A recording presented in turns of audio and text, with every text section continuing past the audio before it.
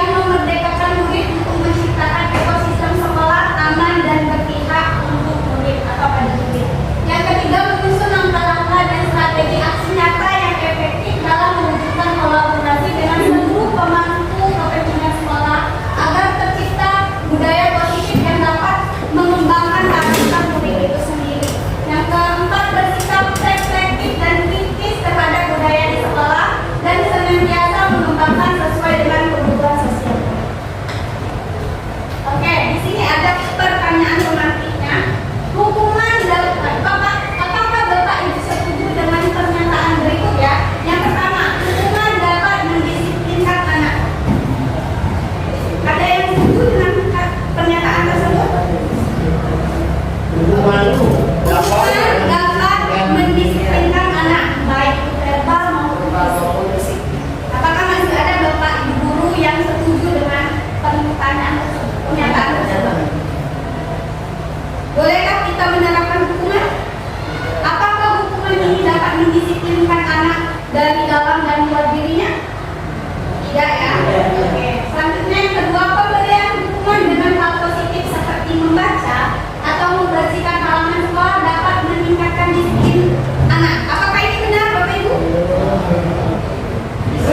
Bisa jadi. Kita kunci jawaban kita dulu ya. Sebelum kita bahas ini ibaratnya post-test kita. Jadi kita ya, memberikan penghargaan dapat meningkatkan motivasi belajar anak. Bagus ya. Oke. Selanjutnya Ibu. Di sini topik kita nanti saya dan Ibu Siti Mulyani akan berbagi tugas. Di sini topik yang pertama disiplin positif, nilai-nilai kebajikan universal. Yang kedua teori motivasi hukuman dan penghargaan restitusi, keyakinan kelas, kebutuhan dasar manusia dan dunia berkualitas, dan restitusi 5 posisi kontrol guru dan segitiga restitusi. Nanti 3 materi akan saya sampaikan dan 3 materi berikutnya akan disampaikan oleh Ibu Siti Mulyani. Baiklah, untuk yang pertama mungkin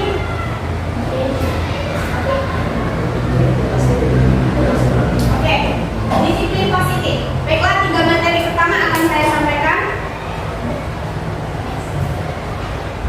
Yang pertama, kami di CGP itu membahas tentang eksplorasi konsep di pembelajaran 1 itu disiplin positif dan nilai-nilai kebajikan yang universal atau nilai-nilai yang bersifat umum.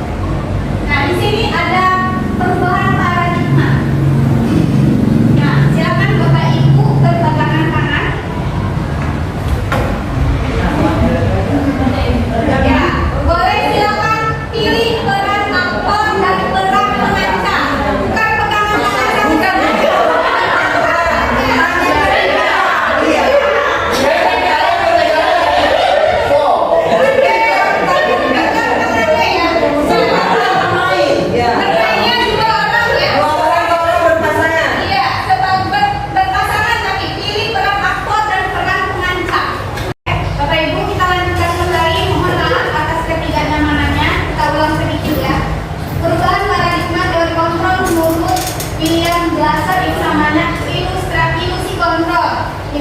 Yang berasal menyatakan bahwa ilusi guru mengontrol murid, ilusi bahwa kritik dan membuat orang merasa bersalah dapat mengeluarkan karakter, ilusi bahwa semua penguatan positif, efektif dan bermanfaat, ilusi bahwa orang dewasa memiliki hak untuk memaksa. Itu hanya ilusi saja. Teori kontrol menurut Stephen R. Covey. Ini bila kita ingin membuat kemajuan perlahan sedikit-sedikit ubahlah sikap atau perilaku Anda. Namun bila kita ingin memperbaiki cara-cara utama kita, maka kita perlu mengubah kerangka acuan kita. Ubahlah bagaimana kita melihat dunia, bagaimana kita berpikir tentang manusia. Ubahlah paradigma kita mengenai skema pemahaman dan penjelasan aspek-aspek tertentu tentang realitas. Bagaimana cara kita memanusiakan manusia. Artinya kita membawa pendekatan humanis dalam kelas kita, dalam mendukung anak ini. Nah, ini ada perubahan paradigma stimulus respon menuju teori kontrol. Kalau menurut stimulus respon, kita mencoba mengubah orang agar berpandangan sama dengan kita. Sedangkan teori kontrolnya kita berusaha memahami pandangan orang lain tentang kita. Yang kedua, perilaku buruk dilihat sebagai suatu kesalahan. Itu menurut teori stimulus respon. Kalau menurut teori kontrol, semua perilaku itu memiliki tujuan. Yang ketiga, orang lain bisa mengontrol saya. Orang lain bisa mengontrol kita, ya. Sedangkan menurut teori kontrol, hanya kita, hanya Anda yang dapat mengontrol diri Anda sendiri. Yang keempat, saya bisa mengontrol orang lain. Sedangkan teori kontrolnya Anda tidak, kita atau Anda tidak bisa mengontrol orang lain. Pemaksa, menurut stimulus respon, pemaksaan ada pada saat rujukan gagal. Ketika kita membujuk, ketika kita sudah merayu, ketika itu gagal, maka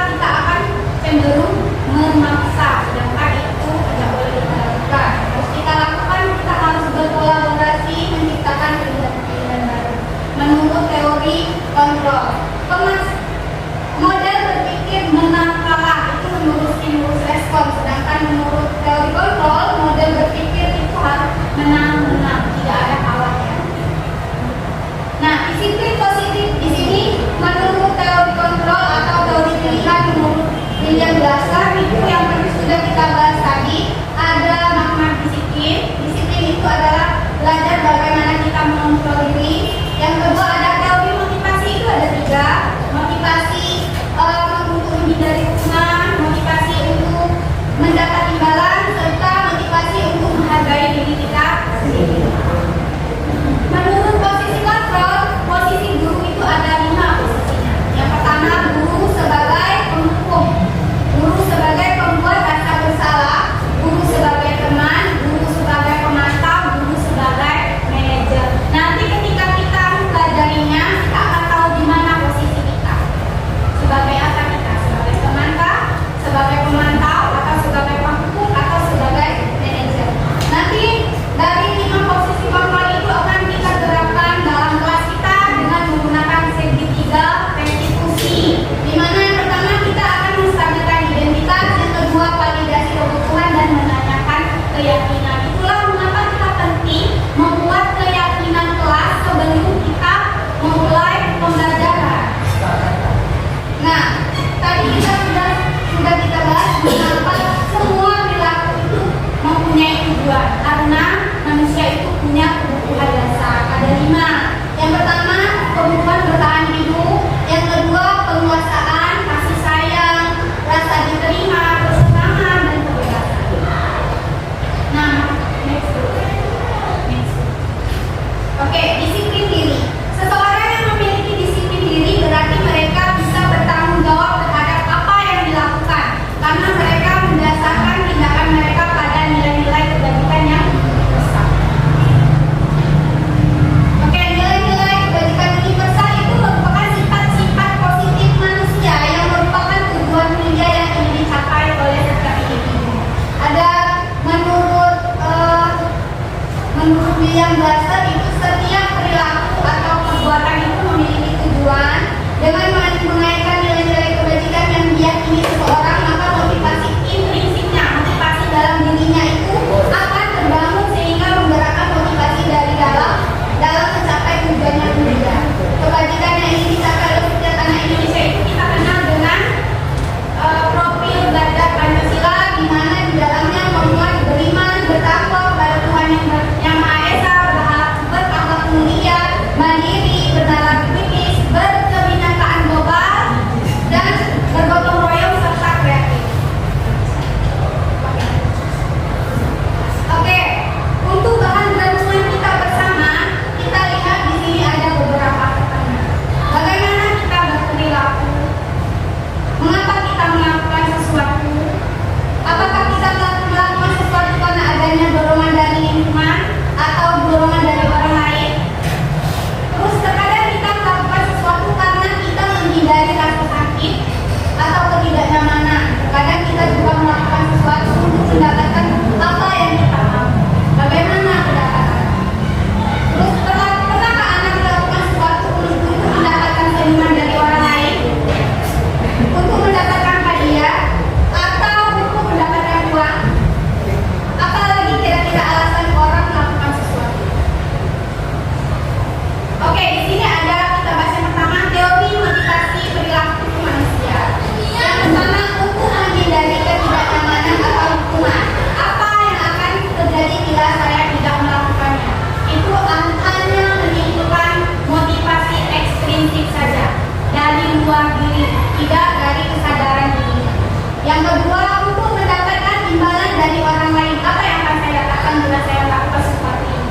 Itu hanya motivasi dari luar atau ekstrinsik. Yang ketiga, motivasi untuk menghargai diri sendiri. Saya akan menjadi orang seperti apa bila saya melakukannya. Itu adalah motivasi yang timbul dari dalam diri. Itu yang harus kita terapkan dalam kehidupan kita, dalam menuntun murid-murid kita untuk mencapai program yang sedikit ini.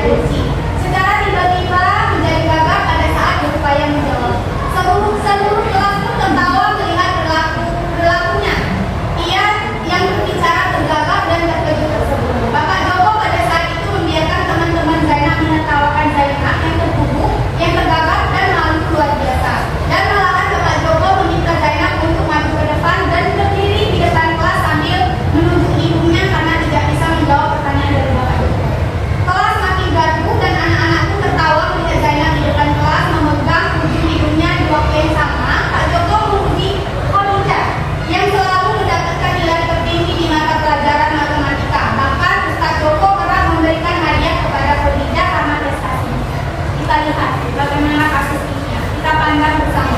Apakah Bapak Ibu setuju dengan tindakan Bapak Joko terhadap Zainab? Tidak. Kenapa? Ada yang bisa memberikan jawaban? Mengapa tidak setuju? Boleh Bapak Ibu? Tidak setuju karena kita tahu dulu terlebih dahulu akar masalah kenapa Zainab itu tidak bisa menjawab pelajaran matematika. Kemudian kita memberikan nilai-nilai positif yang kita membangun keberanian Zainab untuk belajar mempelajari pelajaran-pelajaran yang tertinggal. Jadi kita memberikan motivasi kepada anak tersebut daripada menghukumnya, lebih baik kita memberikan motivasi sehingga dia mempunyai keberanian untuk mengekspresikan sampai mana sih dia berhasil menjawab. Misalkan dia diminta untuk maju dan dia tidak bisa menjawab, tapi kita beri aplaus bahwa dia sudah berani maju. Terima kasih Bapak Ibu. Jawabannya luar biasa. Oke Bapak Ibu, kita tidak setuju ya dengan tindakan Bapak Joko.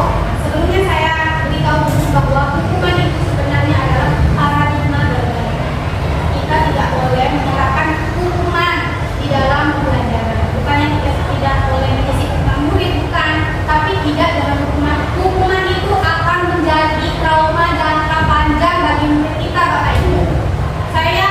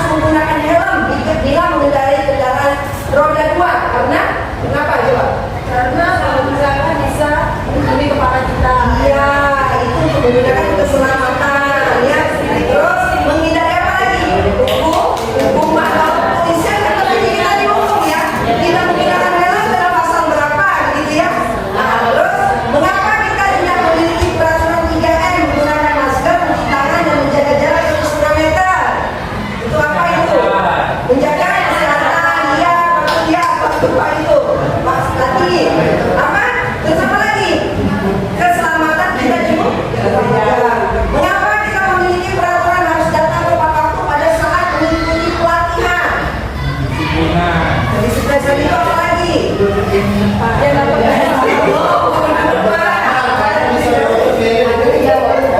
Oh, kopi break iya. Karena ini di sini nanti kita lihat juga ya kalau teman waktu ini kenapa? Berarti karena dikarenakan kita ini di sini ada merupakan waktu itu adalah merupakan kedisiplinan kita atau keinginan kita, sebenarnya keinginan kita. Untuk menentukan waktu basic interest ini merupakan waktu prinsip ya. Kembali ke nilai-nilai atau keyakinan-keyakinan lebih menggerakkan seseorang dibandingkan mengikuti serangkaian peraturan-peraturan. Jadi kita mending kita keyakinan daripada di peraturan. Kalau peraturan itu kita sangat sering was-was ya. Nanti berpulang sekolah itu merayakan amat. Nah, tidak buat langkah pembelajaran pasti berarti berpulang sekolah marahin aku lagi. Itu ya. Terus begitu juga mahasiswa dengan kita ya. Gitu ya. Nah ini adalah lingkaran budaya positif. Ya lingkaran budaya positifnya yaitu keyakinan kelas dan peraturan kelas. Ya lingkungan positif itu terjadilah lingkungan positif nanti kalau sudah keyakinan kelas itu sudah tercipta dalam kelas lingkup kecil, nanti lama-lama akan kita lingkup besar yaitu keyakinan sekolah, makanya kita akan menciptakan lingkungan yang positif. Itu yang tujuan kita nanti berarti di sini budaya positif. Nah ini yang mana merupakan keyakinan kelas. Ya, ini kesempatan kelas. Sedangkan itu juga ya, di contoh ya TK Dharma Wanita Persatuan 1. Kesempatan kelasnya datang tepat waktu, terus mengucapkan salam. Ya, itu menjaga kebersihan sekolah. Sudah itu berdoa sebelum dan sesudah kegiatan belajar, aktif dalam pembelajaran dan tertib. Dalam sepakatan kelas kita, kami guru dan murid yang saling menyayangi, dan kami murid yang semangat belajar, kami murid yang peduli dengan teman-teman. Itu ya. Nah ini peraturan dan keyakinan kelas. Kalau peraturan ini selalu kembali buku ke tempatnya. Kira-kira keyakinan kelas siapa kira-kira kalimatnya? Selalu kembalikan buku ke tempatnya. kembalikan lagi ke dalam lemari misalnya. Setelah membaca, ya, anak-anak kembalikan lagi bukunya ke lemarinya. Boleh. Dilarang mengganggu orang lain. Anak-anak kan sering mengganggu di kegiatan di dalam kelas. Harus saling menjaga kalian. Boleh lagi. Terus hadir di sekolah 15 menit sebelum pembelajaran dimulai. Apa? Datang tepat waktu. Iya, oke. Dilarang melakukan kekerasan. Harus saling menyayangi. Iya, dilarang menggunakan narkoba. Nah ini kalau SD nggak mungkin ya, ada yang besar ya. Apa itu? Harus Menyayangi diri. Nah, iya, menyayangi diri sendiri atau mencintai kesehatan kita terutama ya. Bergantian atau menunggu giliran. Terus gunakan masker. Jangan berlari di kelas atau koridor. jalan pelan-pelan. Iya. Next ya. Nah ini adalah kebutuhan dasar manusia dan dunia berkualitas. Apa itu? Pertanyaan tematiknya. Bapak Ade wali kelas 5 sekolah dasar sedang bingung menghadapi pula salah satu murid di kelasnya. Arif ya. Beberapa anak di kelas 5 telah datang padanya dan mengeluh Arif yang sering meminta bekal makan siang mereka dengan paksa, bahkan terkadang mencuri bekal temannya. Mungkin ada yang nyanyi jahil ya. Jika Bapak Ibu menghadapi situasi seperti Bapak Ade, apa yang akan Bapak Ibu lakukan? Menurut Bapak Ibu, kira-kira apa alasan Arif melakukan hal tersebut? Jadi pertama dulu, jika Bapak Ibu menghadapi situasi seperti Bapak Ade, apa yang Bapak Ibu lakukan? Tanya kenapa alasan dia mengambil makanan. Iya, iya.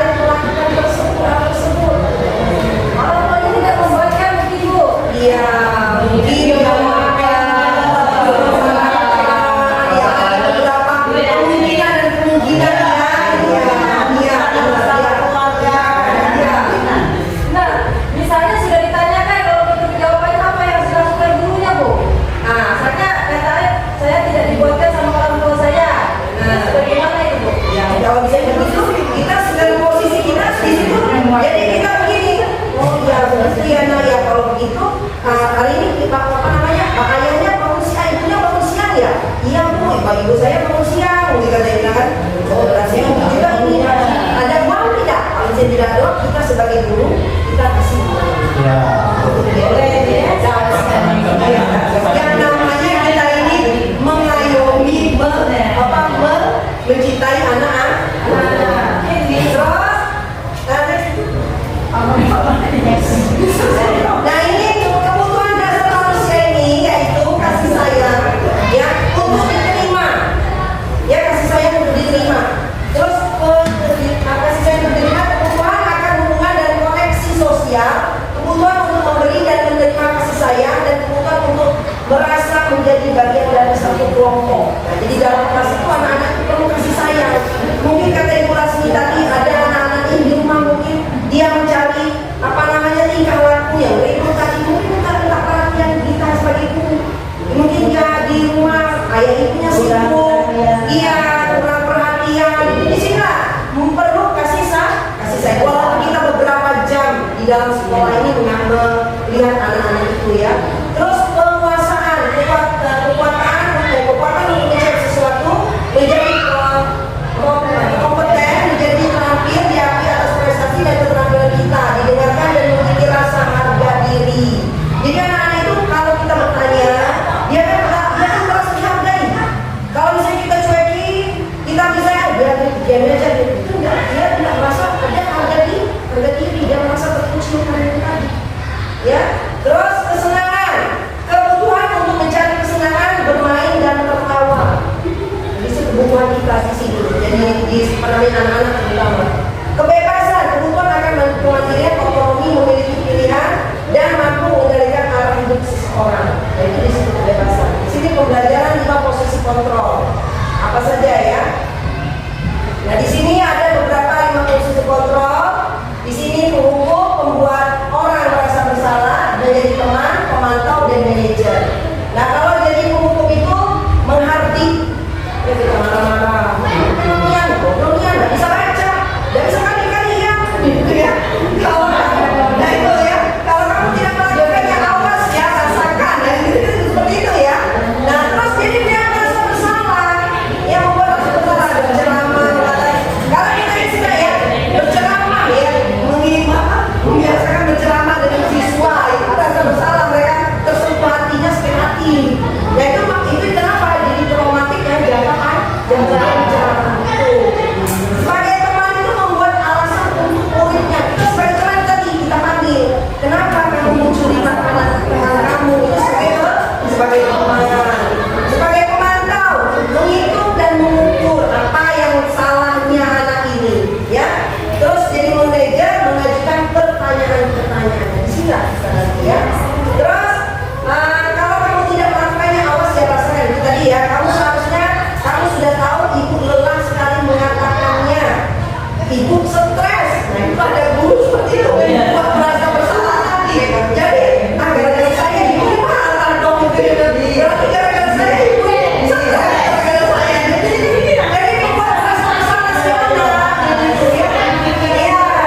Ya kalau sebagai teman, ayolah lakukan ini ibu. Gitu ya. Jangan ribut ya nak. Atau dia jangan terlambat lagi ya. Gitu. Iya.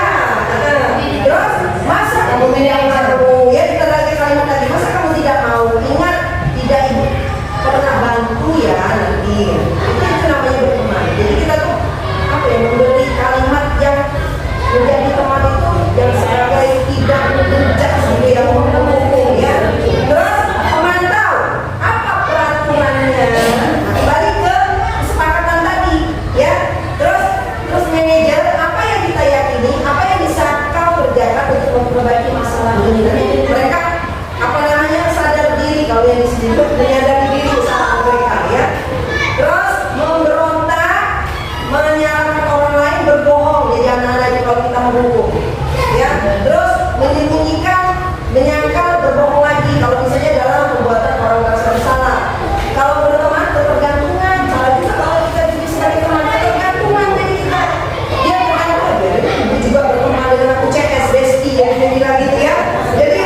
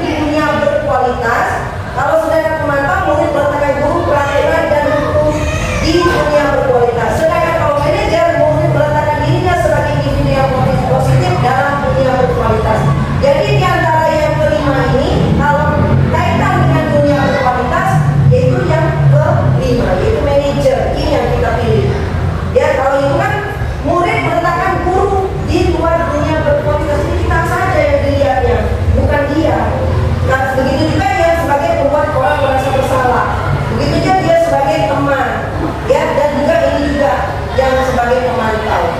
Nah, terus murid berkata, ah biarkan saja, nanti juga marah-marah lagi. Nah, itu nanti murid ada yang berkata begitu, apalagi kalau anak muridnya bandel, ya. Terus maafkan saya kalau membuat orang merasa bersalah. Terus kalau yang teman, saya pikir bapak ibu teman saya, ternyata begitu, marah lagi, dia bilang itu sebagai teman. Kalau pemantau, berapa banyak bintang yang saya harus peroleh, berapa halaman yang harus saya tulis. Nah, ini hukuman juga, ini termasuk hukuman juga ini kalau pemantau ini. Sedangkan kalau jadi manajer, bagaimana caranya saya bisa memperbaiki keadaan?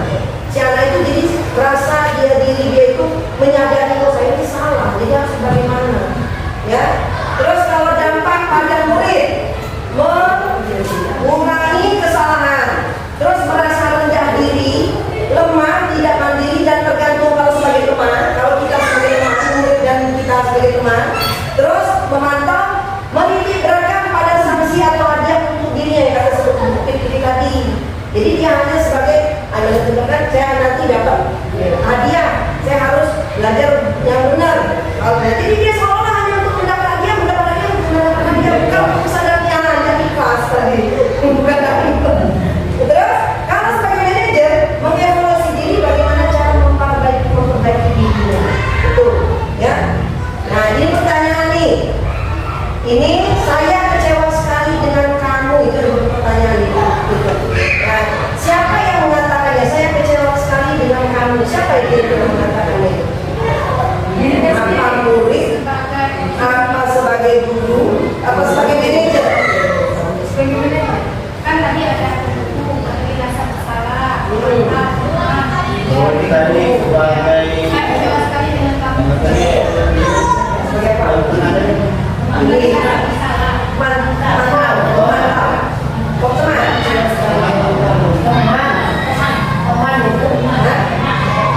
Pemantau, ya. Saya kecewa sekali dengan kamu, pemantau itu. Saya kecewa sekali.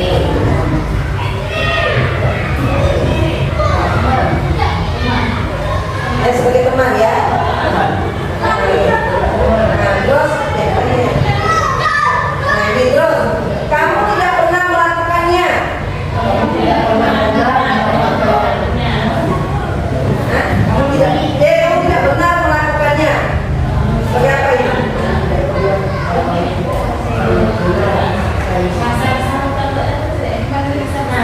Benar-benar salah, ya. Ayo lakukan demi bapak atau ibu. Sebagai apa? Teman, ya. Apakah kamu mendapat stiker bintang hari ini? Tadi itu. Sebagai pemantau, ya. Bagaimana kamu bisa menyelesaikan masalah ini?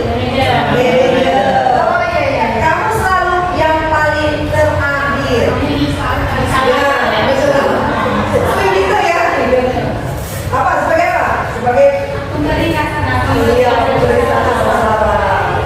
Ya, nah, sekarang segitiga restitusi inilah yang akan kita kerjakan nanti, insya Allah, ya. Nah, dalam segitiga restitusi ini ada 3 kerja yang harus kita kerjakan. Apabila seorang anak tadi yang bersalah tadi, kita harus memanggilnya kata buku tadi secara empat. Tidak kita hukum di dalam kelas, ya. Kenapa? Nah, pertama kita harus ini dulu melakukan menstabilkan identitas. Bertanya, apa masalahnya? Kenapa dipanggil ke sini? Tuh, iya kok saya tadi terlambat. Karena itu merupakan menstabilitas identitas. Berarti kita mengidentitas apa kesalahan siswa. Terus ini lagi validasi kebutuhan, ya. Ya, terus baru menanyakan keyakinan. Kalau validasi kebutuhan ini, kenapa? Terus kenapa kalian ini bu? Mungkin bannya pecah atau mungkin kenapa gitu, ya? Atau misalnya kalau dia tadi tidak makan tadi, kenapa mengambil makan tadi? Karena pagi tidak sarapan, ayah ibunya ini. Nah, menanyakan keyakinan. Sekarang keyakinan di kelas kita apa?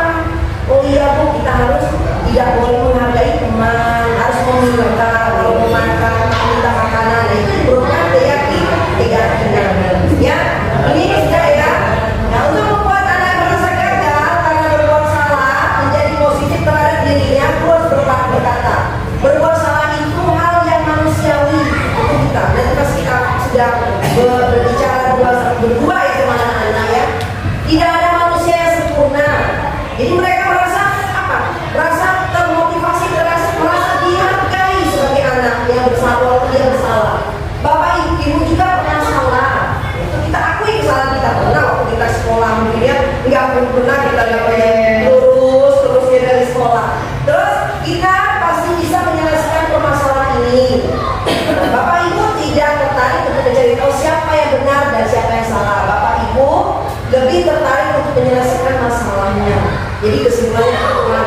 solusinya bagaimana. Terus kalau kamu menyalahkan dirimu sendiri terus menerus, apakah kamu bersikap baik pada diri sendiri? Otomatis tidak. Otomatis dia merasa dia merasa bahwa dia leader, dia ada percaya diri, tidak pede. Nah, itu dikatakan di sini kita harus memotivasi anak. Ayo lanjut. Membantu siswa, ini validasi kebutuhan ya. Membantu siswa mengenali basic need kebutuhan yang ingin dipenuhi ketika melakukan kesalahan itu. Pada dasarnya setiap tindakan manusia tujuannya adalah memenuhi basic needs. Apakah itu power, freedom, love, and belonging, fun, and survival? Ya, guru berkata, kamu bisa saja kan melakukan hal yang lebih buruk, tapi kamu tidak melakukannya kan? Itu pertanyaan yang kita nanti lontarkan ya. Kamu pasti punya alasan mengapa melakukannya. Apa yang penting bagi kamu? Kamu boleh tetap berusaha menjaga sikap itu, tapi tambahkan sikap yang lain yang baru. Terus maukah kamu belajar cara lain untuk mendapat kamu yang kamu butuhkan tanpa harus menunggu? Apakah kamu bisa melakukan dengan lebih baik besok lagi? Itu merupakan kebutuhan validasi kebutuhan. Terus selanjutnya buku ini menanyakan keyakinan. Lalu kita menanyakan keyakinan. Anak melihat kesalahannya dihubungkan dengan norma sosial dan nilai-nilai mendasari manusia berinteraksi dengan orang lain. Ya, itu berkata, apa nilai yang kita percaya di kelas atau sekolah kita? Nilai-nilai universal apa yang telah kita sepakati? Kelas yang ideal itu yang seperti apa sih? Kamu ingin jadi anak seperti apa? Terus apa yang kamu rasakan ketika kamu melakukan itu? Kamu menjadi orang yang seperti apa? Jadi dia secara sadar bahwa saya ini salah. Walaupun kita tidak menyalahkan si A. Itu yang keinginan kita dari segitiga restitusi itu ya. Terus intervensi 30 detik ini ada intervensi ini bisa membantu murid menjadi ke tujuan sekolah dengan cukup singkat dan dengan cara non konfrontatif. Apakah kamu ingin berbuat lebih baik? Terus apakah saat ini kamu siap menjadi orang yang sedang kamu inginkan? Terus apakah kamu bisa mengubah kegiatan perilaku kamu saat ini menjadi sikap yang lebih membantu? Apakah wajar membuat kesalahan? Bisakah kita memperbaikinya? Apa yang kamu lakukan saat ini sesuai? Kapan kamu siap untuk memulai? Peraturannya apa? Sepertinya kamu punya masalah. Saya bisa bantu apa? Saya ini kamu seharusnya. Saat ini kamu seharusnya berbuat apa? Apa yang bisa saya bantu agar kamu bisa melakukannya? Apakah saya bisa membantu kamu agar dapat segera mulai? Apakah tugas kamu saat ini? Bagaimana kamu ingin diperlakukan pada kegiatan ini? Bisakah kamu melakukannya? Apa yang kamu inginkan? Peraturannya apa? Jadi pertanyaannya bukan mengapa, bukan bagaimana, bukan siapa. Kata-kata yang kita gunakan nanti pertanyaan untuk siswa apa, apakah, dan bagaimana. Jadi itulah beberapa pertanyaan yang kita mulai dengan kata-kata apa, apakah, dan bagaimana. Ya, siapa tidak? Dia. Dia kalau siapa, dia nanti mungkin menunjuk siapa yang dia. Jadi dia seolah bagaimana itu. Ini contoh demonstrasi segitiga restitusi ya. Refleksi hal baru apa yang mengubah paradigma saya yang saya dapatkan. Di sini dari segitiga restitusi ini. Hal baru apa yang mengubah paradigma saya yang saya dapatkan? Apa kira-kira? Ada? Hah? Kalau saya ini baru seminggu tadi, Iya. saya langsung di kelas. Di kelas itu sudah ketemu anak-anak. Iya. Rupanya kita tidak boleh dengan rasa langsung menjadi, ibu duduk dulu ya. Ya. Ya apa ya sudah kita lagi diskusi. Jadi dengan adanya diskusi ini dan kita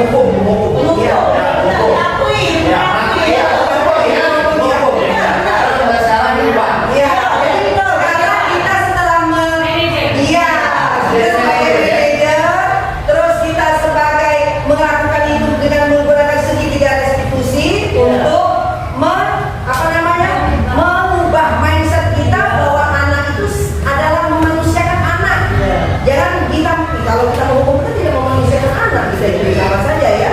Terus saya akan menjadi among yang seperti apakah setelah mengikuti modul ini? Nah, kalau saya jawab. Akan menjadi among yang Baru saya jawab. Iya, memanusiakan anak ya, tidak menjudge anak ya, apalagi kalau anaknya yang gimana, kita harus sabar, ekstra sabar, tidak itu di situ. Iya, ya, Mas Bapak. Kalau bisa istighfar aja bukan proses.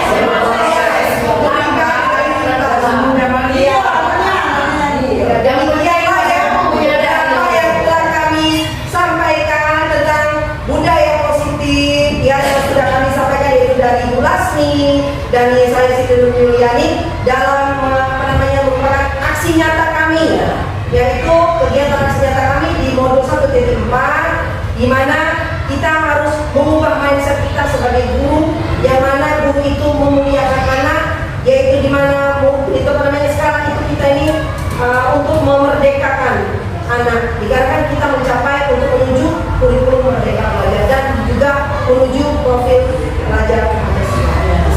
Yang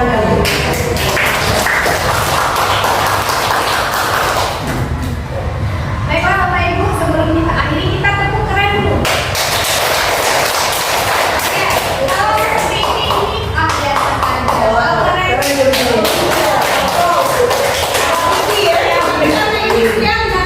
ya kalau terpaksa. Terima kasih Bapak Ibu yang sudah bertahan sampai saat ini, sudah mengikuti dari tadi. Semoga dengan mengikuti kegiatan ini kita dapat menciptakan suasana, kondisi, lingkungan yang positif di sekolah kita. Memang tidak mudah ya menjadi seperti posisi manajer kayak gitu. Kita mulai dari kebiasaan kecil dulu. Mulai dari diri dulu, mulai di kelas kita dulu, baru kita bisa mengajak semua teman-teman kita yang belum bisa hadir pada saat hari ini. Jangan sampai ini hanya di sini saja, tapi kita bisa menjadi guru yang lebih baik, menjadi guru yang bisa membuat ketika kita tidak datang itu dicari-cari sama Dirindukan siswa, bukan dirindukan siswa. yang dirindukan oleh siswa. Jangan Ibunya tidak masuk.